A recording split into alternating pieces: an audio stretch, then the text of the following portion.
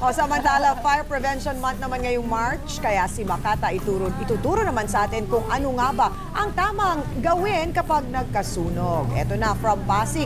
Makata, ano ba ang mga tips mo sa amin ngayong umaga? Halik mo ilasang pulot, tamis na di malimot.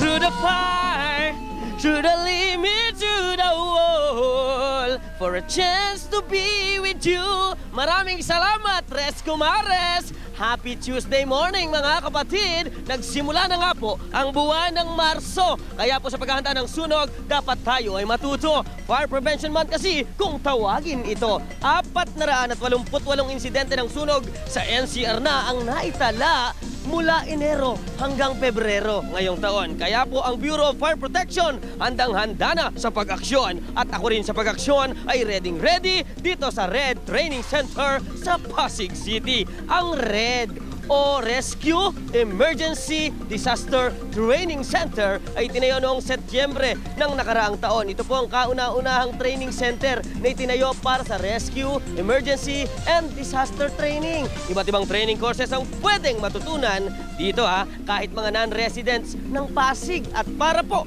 mas maipaliwanag pa sa atin ang RED Training Center, may makakasama ko po ang talaga namang eksperto na si Chief Inspector John Pinagod na walang kapagod-pagod, ang Deputy City Fire Marshal ng Pasig City. Hi sir, good morning. Good morning.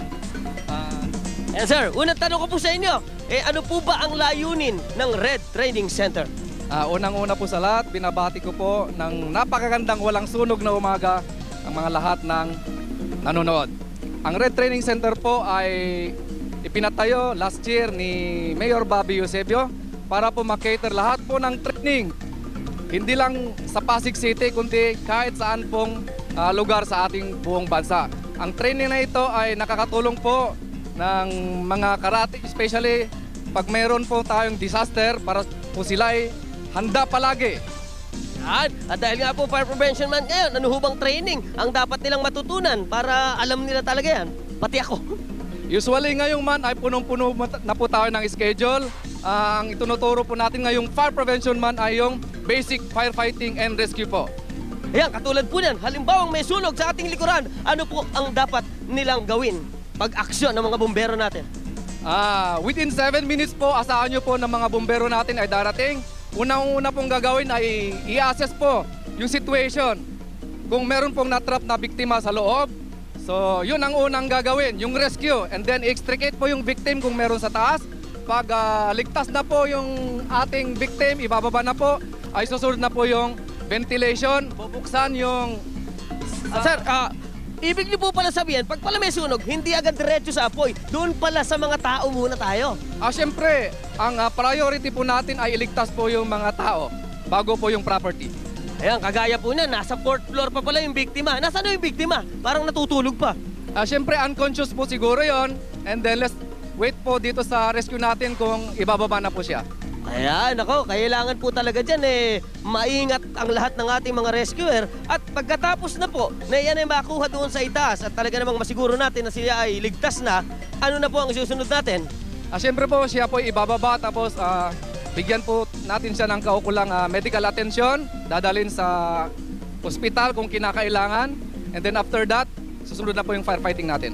Ayan na po ang ating firefighting. May sunog po tayo dyan sa ilalim. Huwag naman sanang pumunta sa atin. Ano na po ang kanilang gagawin? Ayan, pwede po nilang lapitan agad dyan pagka medyo maliit lang? Pwede po, madali pong patayin habang maliit pa po. Yan po ang objective natin, habang maliit pa yung sunog, dapat nating mapatay. Kasi pag lumaki na po yan, disastrous po yan. May nabanggit po kayo kaninang ventilation. Ano ho ba ibig sabihin nun?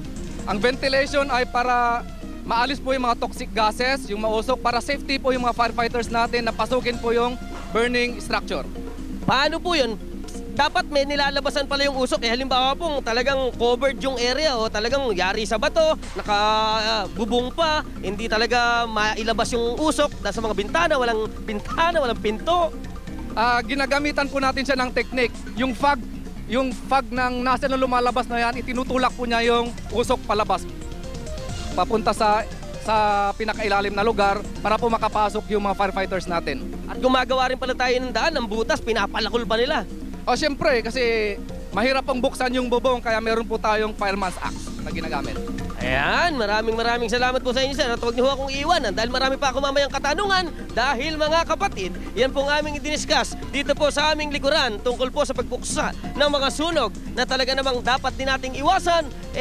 Marami pa tayong sasabihin ganyan mamaya po at inyong matututunan dahil patingin pa lamang po yan dahil sa aming pagbabalik, high-tech na fire truck naman po ang aking ipapasilip. Ang magbibigay din kami ng mga tips ha. Bibigyan po namin kayo para naman lahat kayo ay matutong katulad ko para makaiwas sa sunog. Kaya po ihanda ang timba at tubig at sabay nating iwasan ang sunog at panganib. Ngayon naman po, punta naman tayo sa dalawang ang mukha ay kaibig-ibig, Senyora Chiki at si Grace.